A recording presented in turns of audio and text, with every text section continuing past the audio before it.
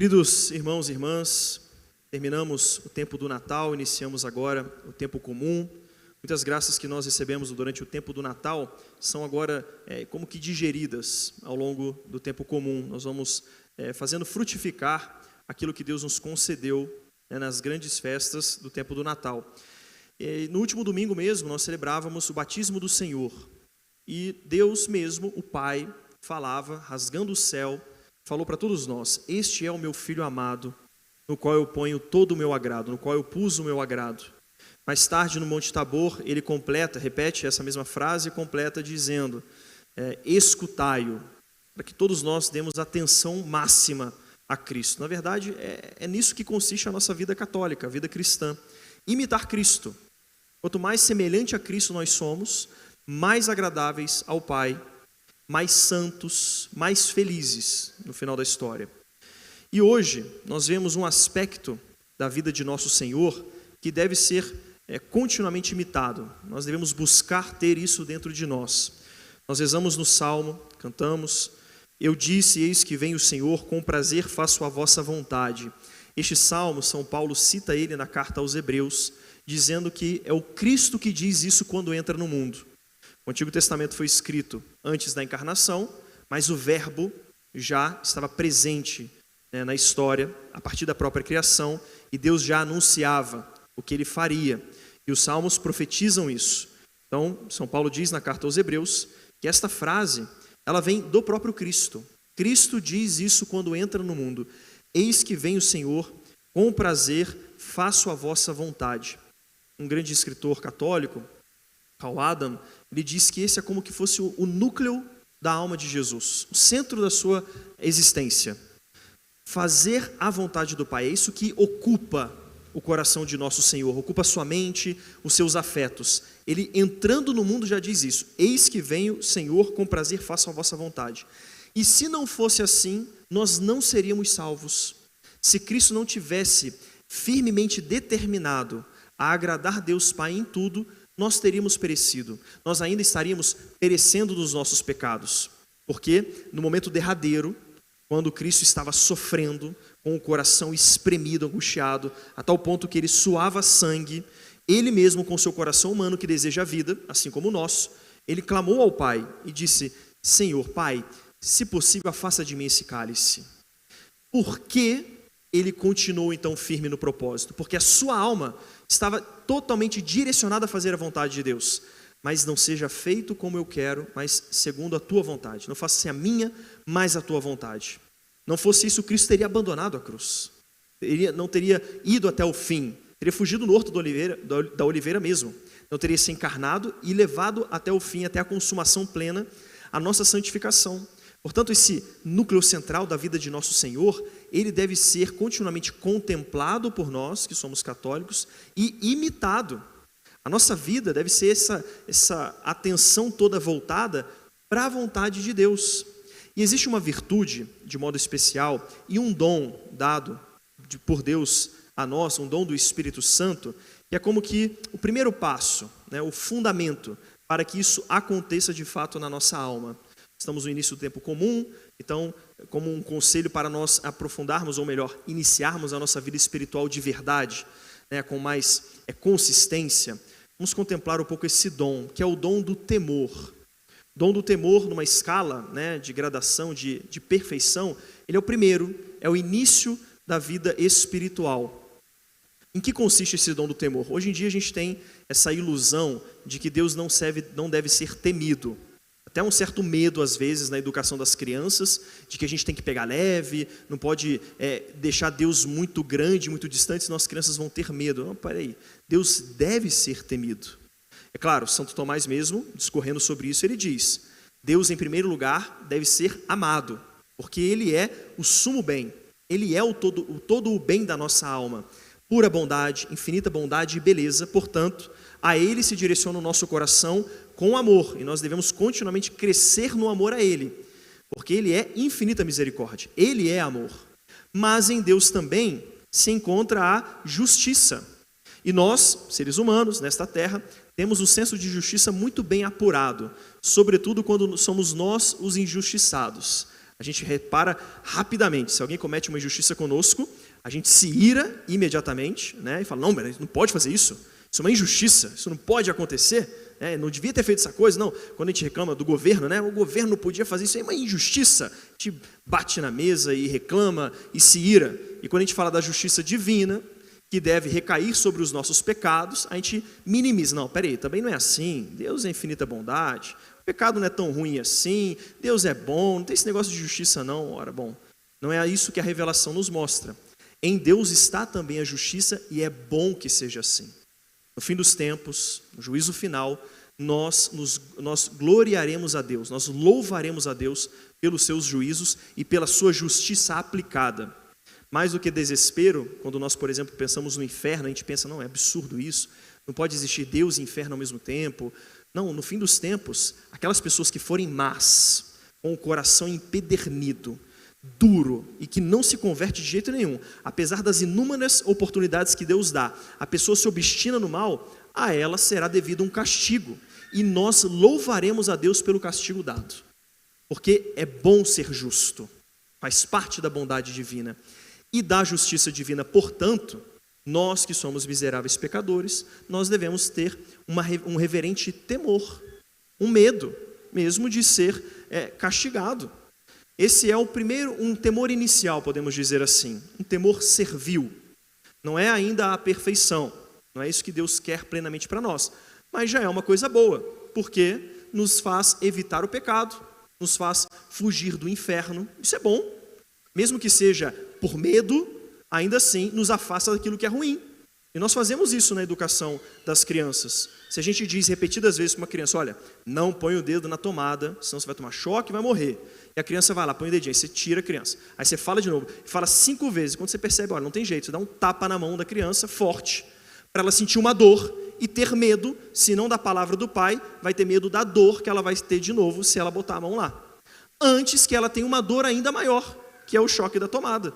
Do mesmo modo, nós, antes de ter uma dor maior, que é a perda eterna da nossa alma, que é uma dor indizível, é bom que nós tenhamos um certo temor, um temor do inferno e um temor de ofender a Deus. Isso é bom, mas esse é só o início. Deus quer de nós, e é o que Cristo tem, e é o que perdurará até mesmo no céu, um temor filial. Em que consiste isso? Uma verdadeira confiança em Deus, como um filho, mas que teme não tanto a punição, não tanto o inferno, mas teme ofender um pai que é tão bom. Vendo Deus na sua infinita grandeza, em tudo o que Ele fez para nos salvar, toda a obra da salvação, de tudo o que Ele nos preservou ao longo da nossa vida, um bom filho, reverente, se aproxima do seu pai com o temor filial e evita ofendê-lo. Olha, eu não vou fazer isso, eu não quero pecar, mas não é porque eu vou ser punido, é porque eu não quero ofender a Deus. Deus é bom demais para receber de mim, em troca de tanto amor que Ele me dá, receber de mim mais ofensa. É isso que deve permanecer na nossa alma, e é o dom do temor que gera em nós uma docilidade para com a vontade de Deus, um desejo sincero de fazer a vontade de Deus, não tanto de fugir do inferno, mas de obedecer e ser reverente e bom a um Pai que é infinitamente bom. E quando nós olhamos para o Cristo, nós vemos isso. Cristo quis mostrar ao mundo que Ele ama o Pai profundamente, para nos ensinar que esse é o caminho da nossa vida cristã, temer e amar a Deus sobre todas as coisas. E é isso que, presente na alma do Cristo, fez com que Ele fosse até o fim, custe o que custar, mesmo que doa, mesmo que Ele perca o respeito das pessoas, mesmo que Ele perca a sua própria honra, mesmo que Ele seja estendido num madeiro, nu, diante da sua mãe, tendo sido abandonado pelos apóstolos, não importa. Se é a vontade de Deus, se é para fazer a vontade do Pai, eu quero. Eis que eu venho, Senhor, com prazer, faço a vossa vontade. É uma alma embebida no verdadeiro temor de Deus, uma verdadeira adoração a Deus. Aí nós podemos pensar, tá bom, padre, isso é maravilhoso, mas como é que eu alcanço isso? Porque na minha alma eu não vejo isso, e eu digo por mim mesmo, né? A gente não tem isso tão facilmente. A gente facilmente trata Deus com atrevimento, a gente desconsidera a sua bondade, a gente cai no pecado, porque, não, Deus vai entender. Eu vou dar um tapa na cara dele, eu vou ofendê-lo, mas ele vai entender. Nós perdemos essa reverência para com Deus. Uma prova disso, nós vemos nas próprias músicas católicas, às vezes até colocam dentro da liturgia, que não se deve fazer. Tratar Deus com um certo atrevimento, assim, é uma familiaridade excessiva. Deus, ele quer ser próximo de nós, é evidente. Ele se encarnou para isso, mas é Ele que se aproxima de nós. A alma que não tem temor de Deus, ela se aproxima com um atrevimento mesmo. E nós vemos isso na própria linguagem. Pode parecer uma coisa simples, boba, mas a gente vê em muitas músicas como é que entrou um certo vocabulário baixo para se tratar com Deus. Exemplo, chamar Deus de você. Rebaixou. Deus virou meu amiguinho, está aqui do meu lado. Ele não é mais o Deus Altíssimo, terrível e grande, que faz as montanhas estremecerem, que tem 7 hierarquias angélicas servindo-o noite e dia, que clamam diante do trono, santo, santo, santo, Senhor Deus do universo. Ele é um amiguinho, é um vovozinho, pronto. Ele aceita tudo. Posso fazer o que eu quiser da minha vida, que ele não vai se ofender e pronto. Perdeu-se o temor de Deus, a reverência. E como que nós alcançamos, portanto, esse coração inclinado para Deus, essa reverência verdadeira que devemos ter? Não que abole a confiança, permanecemos confiantes, mas reverentes. Bom, a primeira coisa, e que falta muito, meditar sobre a grandeza de Deus. Gastar tempo rezando e meditando, pensar mesmo. Desliga as músicas um pouco, é bom ouvir um louvor de vez em quando, é ótimo, né? Está no carro, faz um passeio, muito bem. Está fazendo alguma coisa em casa, beleza. Mas dedica um tempo à oração silenciosa. Para um pouco. Medita sobre a grandeza de Deus. As Sagradas Escrituras, está toda ela recheada da grandeza que é devida a Deus, sobre a obra da salvação, o que os salmos dizem sobre o Deus Altíssimo, terrível e grande, como os homens se comportam quando tem uma manifestação divina, como que os apóstolos ficavam quando Cristo se mostrava glorioso. Pedro, o Papa, o que aconteceu quando Cristo realizou o primeiro milagre? Afasta de mim, Senhor, porque eu sou um pecador. Que isso? Temor de Deus. Olha, eu sou um miserável, o Senhor é grande demais. Eu não sou digno de estar na sua presença. Portanto, quando nós meditamos sobre isso, vendo o exemplo dos santos, dos patriarcas, dos profetas, dos apóstolos, a gente percebe, cara, Deus é tremendo. E meditando sobre a grandeza de Deus, nós vamos abrindo espaço na nossa alma para crescer dentro de nós aquilo que é necessário, uma reverência para com Deus. E um desejo de servi-lo, como que um impulso do coração. Olha, eu quero realmente fazer a vontade de Deus. Não é porque o fulano falou, não é porque eu vou ficar mal falado se eu não fizer, não é porque eu quero parecer bonzinho na frente dos outros, quero parecer piedoso, é porque eu preciso dar bom exemplo. Não, não. Eu quero obedecer a Deus, eu quero fazer a vontade dEle. Isso brota do coração. Depois, tratar Deus com reverência. Como eu falei, né, esse atrevimento excessivo que se tem em muitas músicas católicas, pessoas que eu tenho certeza não são de oração, mas produzem música. E a gente fica repetindo, música que brotaram do puro afeto da pessoa, sem uma base mesmo, tanto teológica quanto espiritual. Não, deixa eu me aproximar de Deus com confiança, claro, porque Deus é meu Pai, mas com reverência. E se Ele se dignar vir até mim com maior familiaridade, pois bem, Ele se aproxima. Santa Teresa de Ávila, por exemplo, é uma grande mística, muito unida a Nosso Senhor, a quem Nosso Senhor aparecia diretamente a ela. Como que ela se direcionava a Nosso Senhor? Vossa Majestade. Quando a gente olha a própria liturgia da igreja, nós não vemos esse atrevimento nas palavras que são colocadas no missal, que a própria igreja colocou, a esposa de Cristo. Nós tratamos o Senhor sempre na segunda pessoa do plural. Inclusive o Pai Nosso, né? Que uma das distinções que acontece às vezes entre os protestantes e nós, é que eles rezam a segunda do singular. Nós rezamos a segunda do plural. Faz tanta diferença assim? Manifesta uma reverência maior. Pai nosso que estais no céu, santificado seja o vosso nome. Porque vós sois Deus, vós sois supremo e altíssimo. Então esta reverência no trato com Deus, confiante, porque Ele é Pai, misericordioso, vem até nós, perdoa os nossos pecados, mas reverente. Como nós nos aproximamos da Santíssima Eucaristia. Graças a Deus aqui na paróquia nós temos os genuflexórios, não é para obrigar ninguém a ajoelhar, mas aqueles que desejarem se aproximar do modo mais reverente possível, que é de fato de joelhos, é mais reverente, claro, aqueles que podem, poderem se aproximar reverentemente, recebendo o Senhor na sua boca. Olha, eu não sou digno nem de tocar no Senhor, eu recebo Ele, porque Ele é Deus Todo-Poderoso e vem até mim. Isso é reverência, isso é um temor filial.